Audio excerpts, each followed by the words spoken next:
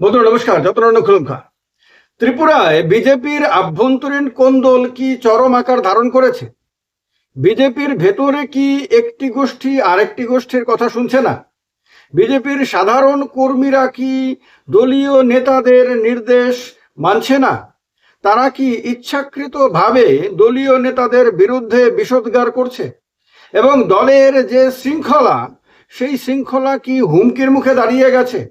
আর তার কারণেই কি প্রকাশ্য মঞ্চ থেকে পাবলিক ফোরামে পার্টির কর্মীদের উদ্দেশ্যে দলের সর্বোচ্চ স্তর থেকে বার্তা দিতে হচ্ছে যে কোনো রকম ইনডিসিপ্লিন বরদাস্ত করা হবে না। দলের ভেতরে যদি কোনো দলের কারোর বিরুদ্ধে কোনো ধরনের উল্টোপাল্টা পোস্ট করা হয় ফেসবুকে বা সোশ্যাল মিডিয়াতে, তাহলে এটাকে দল বিরোধী কার্যকলাপ হিসেবে গণ্য করা হবে এবং তার বিরুদ্ধে ব্যবস্থা নেওয়া হবে। এই ধরনের বক্তব্য এখন পাবলিক ফোরামে দিতে হচ্ছে।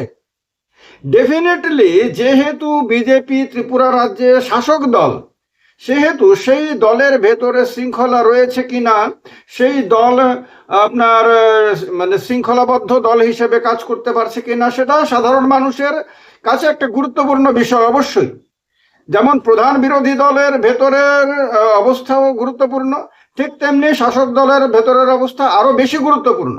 কিন্তু এর চেয়েও বেশি গুরুত্বপূর্ণ যে দিকটি, সেটা নিয়ে তো কেউ কোনো কথা বললে না।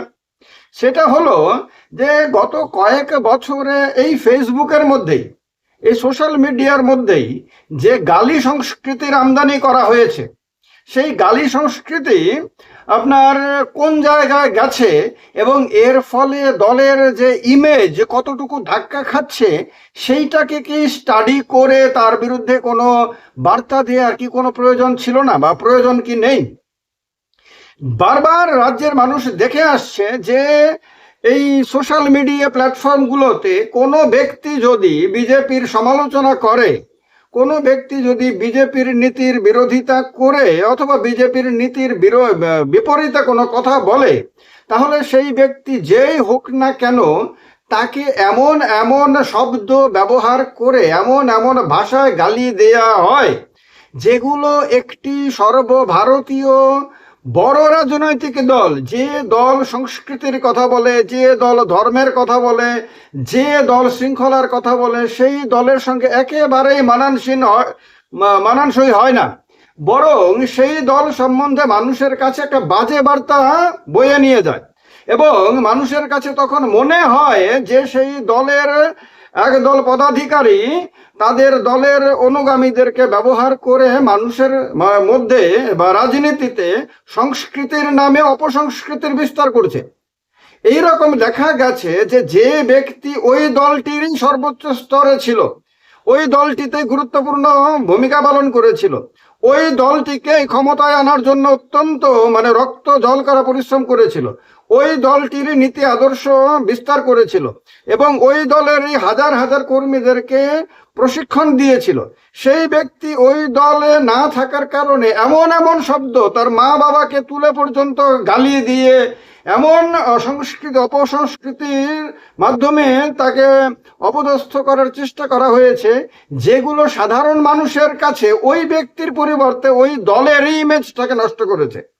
ওই দল সম্বন্ধে সাধারণ মানুষের মনের মধ্যে এমন একটা বাজে ধারণা তৈরি করেছে যে মনে হয়েছে যে এই দলটার মধ্যে বোধহয় এখন আর কর্মীদেরকে সঠিক দিকে আপনার প্রশিক্ষণ দেওয়ার মতন লোক আর নেই, এখন আর সঠিক দিশা দেখানোর মতন লোক নেই, অথবা ইচ্ছাকৃতভাবেই বলে দেওয়া হচ্ছে যে এই রকম গালি দিয়ে দাও, এইরকম ভাবে অপমান করে দাও, তাহলে এতে বোধহয় দলের লাভ হবে।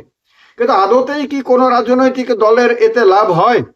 কোনো দলের প্রত্যেকটি কর্মী অ্যাকচুয়ালি সেই দলের মুখপাত্র, প্রত্যেকটি কর্মী অ্যাকচুয়ালি সেই দলের প্রতিনিধি হয় জনগণের সামনে। যখন কোনো একটি রাজনৈতিক দলের কর্মী হিসেবে, পদাধিকারী হিসেবে, সমর্থক হিসেবে কেউ পরিচিত হয়, তখন তার যে পাবলিক ফোরামে তার আচার আচরণ, তার ভূমিকা, তার কথাবার্তা, তার শব্দ চয়ন, সেগুলো সব কিছুই যে ওই দলটিকে প্রতিনিধিত্ব করে, সেইটা বোঝার মতন লোকের সম্ভবত অভাব আছে বলেই অনেকে এটা বুঝতে পারে না যে এর ফলে একটা রাজনৈতিক দল সাধারণ মানুষের কাছে কি ইমেজ তৈরি করছে। দলের আভ্যন্তরীণ কোন দল অতি অবশ্যই গুরুত্বপূর্ণ বিষয়, কিন্তু সেটা সম্পূর্ণভাবে সেই দলের এই বিষয় ধরে নেওয়া যায়। সেই দল তার আভ্যন্তরীণ যে গোষ্ঠীবাজি, কোন দল, ঝামেলা, এগুলোকে মেটাতে চাইলে মেটাবে, না চাইলে না মেটাবে, সেটা সবটাই সেই দলের ওপর ডিপেন্ড করে। কিন্তু সেই দলের কোনো কর্মী, কোনো সমর্থক, কোনো পদাধিকারী কেউই পাবলিকের সামনে মানে অন্যদের, তাদের দলেরই কোনো ব্যক্তি হোক বা অন্য কোনো রাজনৈতিক দলেরই কোনো ব্যক্তি হোক, তার প্রতি কেমন শব্দ ব্যবহার করছে, কেমন কথাবার্তা বলছে, তার মধ্যে শিক্ষার কতটুকু ছাপ রয়েছে, তার মধ্যে বুদ্ধিমত্তার কতটুকু ছাপ রয়েছে, তার মধ্যে তার চিন্তা চেতনা আর আদর্শের কতটুকু ছাপ রয়েছে, সেগুলো যে কতটুকু গুরুত্বপূর্ণ, সেগুলো কিভাবে একটা দলকে, দলের ইমেজকে উন্নত করে অথবা নষ্ট করে, সেগুলি বোঝার মতন কি কেউ আছে? এবং সেগুলি কি গুরুত্বপূর্ণ বিষয় না?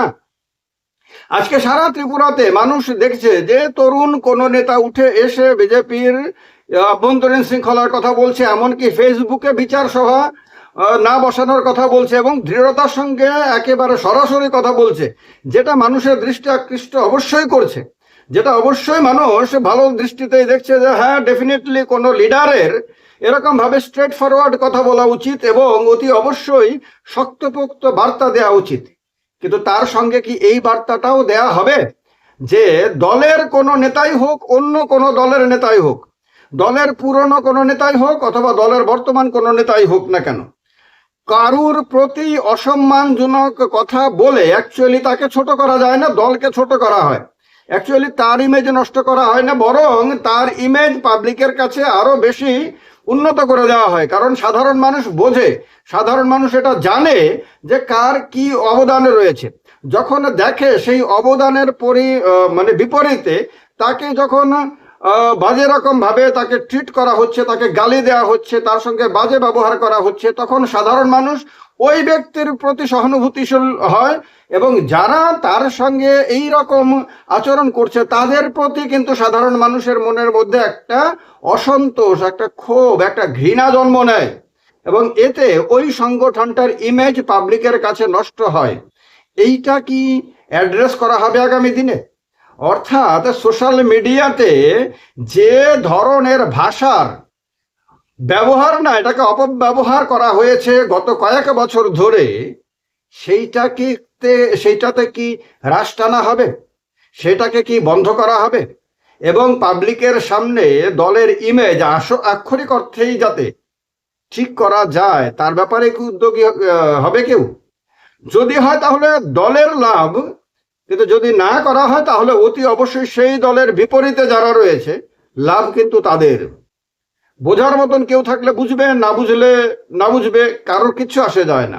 কারণ আপনি কাকে গালি দিলেন, কার সম্বন্ধে দুটো বাজে কথা বললেন, তা ম্যাটার করে না ওই ব্যক্তির ইমেজের ক্ষেত্রে। কেন? আপনি যেহেতু কারোর ইমেজ তৈরি করে দেননি, সেহেতু আপনার কোনো গালির কারণে কারোর ইমেজ কিন্তু নষ্ট হয় না, বরং এই গালিগুলো আপনার নিজের ইমেজটাকে পাবলিকের সামনে নষ্ট করে দেয়। গুরুত্বপূর্ণ কথা। আপনারা যারা মনে করেন যে হ্যাঁ এই কথাগুলো বাস্তবের সঙ্গে মেলে, আপনাদের অভিজ্ঞতা একই রকম, কমেন্ট করে জানাবেন। ভালো থাকবেন। যতন অনুখলঙ্কা, সবাইকে নমস্কার।